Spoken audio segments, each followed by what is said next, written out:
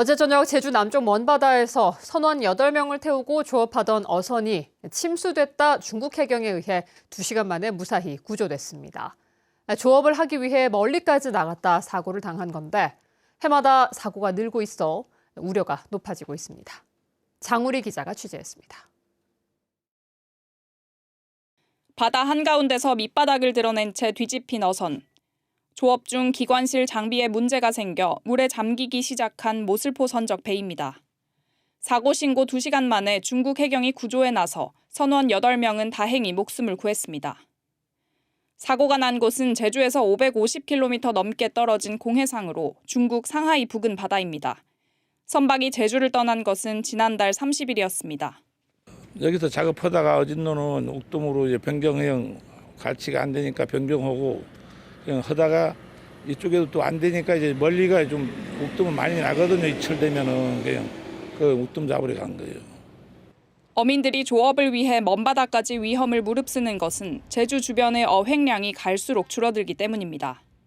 근간에 들어가지고 요즘 고수온으로 인해 가지고 고기가 좀 안 나는 상태입니다. 그래서 어민들께서 지금 그 연안에서 고기를 연근해서 잡는데 고기 안 나가지고 저 이제까지 저 동중국 해상까지 고기 잡다 보니까 제주 어선들이 고기잡이에 나섰다 사고를 당한 건 올 들어서만 169차례로 숨지거나 실종된 사람만 9명에 이릅니다. 구조가 어려운 원거리 조업이 늘어나면서 해경의 긴장감도 높아지고 있습니다. 어민들께서는 원거리 조업 시 선단선을 구성하여 선박 간 근거리에서 조업을 해주시고 관계 기관의 안전 지시에 적극적으로 따라 주실 것을 당부드립니다. 한편 이번 사고에서 구조된 선원들은 우리 해경으로 넘겨져 제주로 돌아오고 있는데 도착하는 대로 정확한 사고 원인 조사가 이루어질 예정입니다. MBC 뉴스 장우리입니다. 서귀포시 체육회 한 종목협회장 성추행 의혹 사건 소식 이어갑니다. 성 관련 사건에서는 2차 피해를 막는 것이 중요한데요. 관리 감독을 맡은 서귀포시 체육회가 사건을 방치하면서 2차 피해를 키운 것으로 확인됐습니다. 박주연 기자가 보도합니다. 피해 여성이 이번 사건에 대해 문제를 제기한 것은 지난 2월 말. 관리 감독 기관인 서귀포시와 서귀포시 체육회 등 4곳입니다. 먼저 서귀포시는 열흘 만에 중대한 사항이라고 판단하면서도 처리는 서귀포시 체육회로 넘겼습니다. 그렇게 공개된 업무가 직접적으로는 있지 않고 그 체육회에서 가맹단체에서 일어난 일이고 하니까 그거에 대해서 먼저 저 체육회 차원에서 그거를 좀 조사를 해달라고 해서. 그러나 서귀포시 체육회는 가해자로 지목된 회장이 있는 서귀포시 체육회 종목협회에서 처리하도록 했습니다. 피해 여성은 공정성을 보장할 수 없다며 관리감독기관인 서귀포시 체육회에서 다뤄달라고 요청했지만 받아들여지지 않았습니다. 규정 때문이란 이유에서입니다. 저희들은 그 규정상 이제 일단 소속돼 있는 기관에서 먼저 하고 그거의 결과를 보고 저희들이 이제 그 다음에 이제 후속 조치나 일이나 이런 게 있으면 저희들이 하는 걸로 이렇게 돼 있거든요. 하지만 취재 결과 사실과 달랐습니다. 서귀포시 체육회 규정에는 필요하다고 인정할 때는 회원 종목 단체의 조직 운영과 회계 등 전반에 관해 조사와 감사를 할 수 있다고 돼 있습니다. 또 규정에는 해당 종목협회에서 징계를 심사할 위원회가 구성돼 있지 않으면 서귀포시 체육회에서 처리하도록 하고 있습니다. 당시 문제의 종목협회에는 징계를 다루는 위원회 위원이 선임도 안 된 상태였습니다. 제주시 체육회와 비교해보면 차이는 더 선명합니다. 2년 전 한 종목협회에서 회장의 보조금 횡령과 유용 문제가 제기되자 직접 감사하고 직접 징계까지 했습니다. 피해 여성은 관리감독기관의 무책임한 대응에 2차 피해에 시달리고 있다고 주장합니다. 아무런 조치도 취해지지 않아서 진짜 여자 혼자로는 아무것도 할 수 없구나. 오히려 저한테 더 피해가 많이 오고 아무것도 할 수 없는 상황이라서 더 너무 힘든 것 같습니다. 논란이 확산되자 체육인 비리를 전문적으로 조사하는 문화체육관광부 스포츠윤리센터가 본격적인 대응에 나섰습니다. MBC 뉴스 박주연입니다. 제주 지역의 건설 경기가 얼어붙으면서 문을 닫는 건설업체가 속출하고 있습니다. 공공공사 물량이 크게 줄어든 데다 미분양 주택도 여전히 많아 건설 경기 침체를 이겨내지 못하고 있습니다. 김항섭 기자입니다. 제주 시내의 한 아파트 공사 현장입니다. 자금난으로 공사가 중단되면서 철거 작업도 마치지 못했습니다. 내부는 철거가 중단된 낡은 건물만 덩그러니 남아 있습니다. 공사 현장 앞에는 공사 대금을 받지 못해 유치권을 행사 중이라는 현수막이 붙어 있습니다. 제주에서 문을 닫는 건설업체는 3년 전부터 늘어나기 시작했습니다. 지난 2022년 건설사 58곳이 폐업했고 2023년 79곳, 지난해 92곳에 이어 올해도 31곳이 폐업했습니다. 규모가 작은 업체일수록 이를 따내기가 어려워 상황은 더 열악합니다. 자재비 인건비가 오르면서 힘들어진 게 한 4, 5년 전부터고요. 특히 요새는 공사 건수마저 많이 줄어가지고 그렇다 보니 매출도 줄고 이윤도 줄고 특히 최근 몇 년 사이 공공공사 물량이 크게 줄면서 건설 경기 침체가 길어지고 있습니다.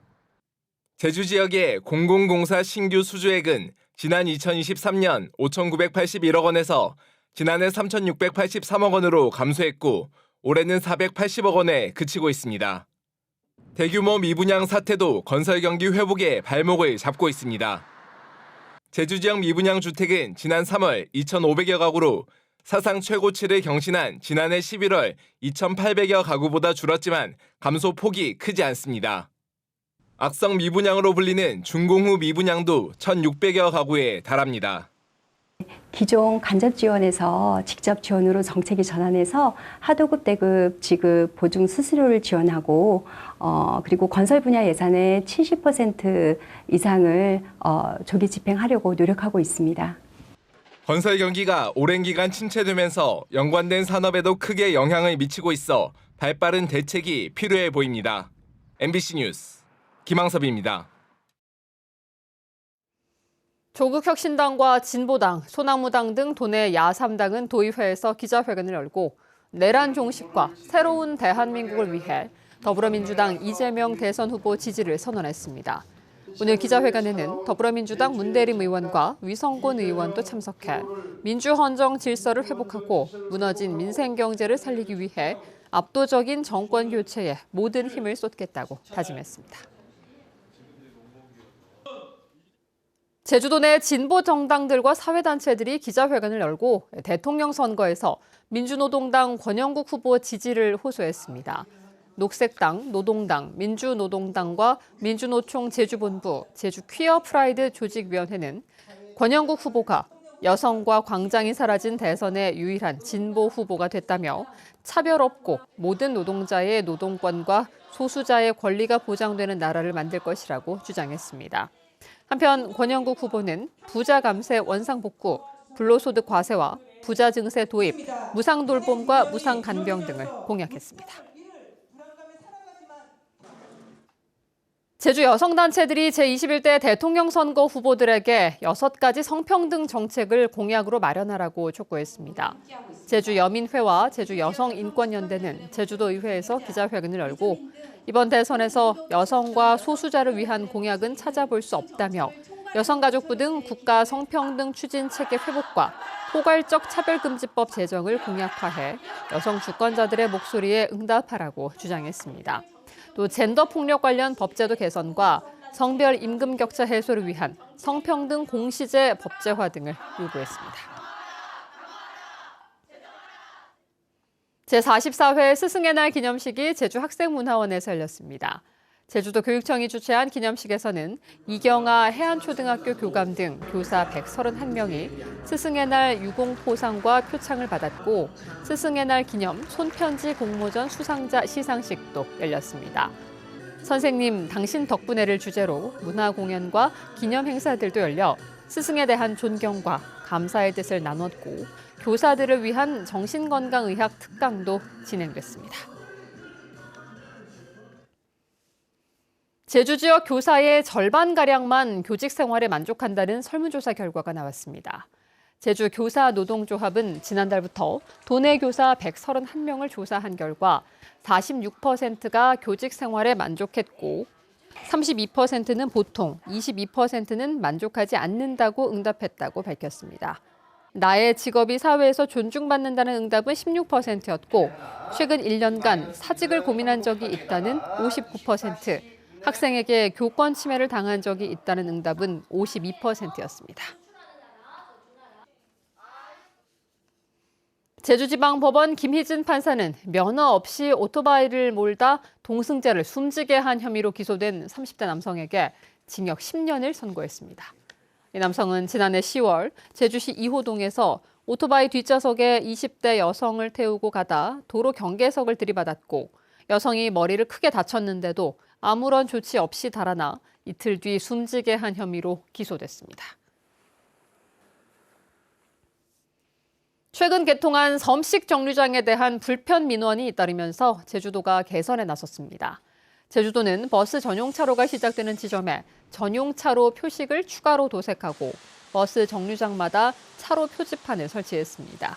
또 승객 불편을 줄이기 위해 승차하는 곳의 고유 번호와 노선 번호를 명확하게 표시하고 출입문에 위치도를 붙였습니다.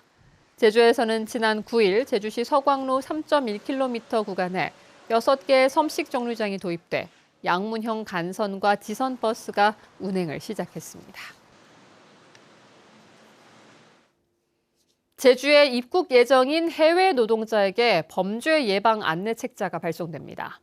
서귀포 경찰서는 중국, 베트남, 영어 3개 국어로 범죄 예방 안내 책자를 제작해 올해 4월과 5월에 입국 예정인 해외 노동자 79명에게 이메일을 발송하고 하반기에 입국 예정인 500여 명에게 이메일과 해외 우편을 발송할 예정이라고 밝혔습니다.